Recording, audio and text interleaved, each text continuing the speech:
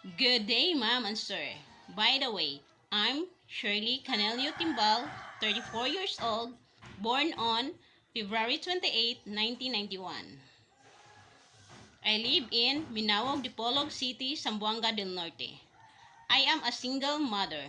I have two daughters, 14 years old and 16 years old. I have also two brothers and three sisters. I am ex-abroad in Kuwait, year 2017 to 2019. My work in Kuwait is taking care of a newborn baby, a 7-year-old child, and one couple.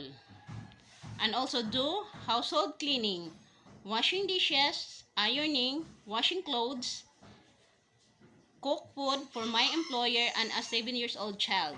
And also do tutoring the 7-year-old child. I am also ex-abroad in Hong Kong, year 2022 to 2024. My work in Hong Kong is taking care of a newborn baby and as two cats and one couple, and also do household cleaning, washing dishes, ironing, washing clothes, cook food for my employer. I hope you choose me as your employee, ma'am and sir. I am honest, hardworking, trustworthy, dedicated to work, willing to learn, willing to follow what employer said. Have a good day, ma'am and sir. God bless you always.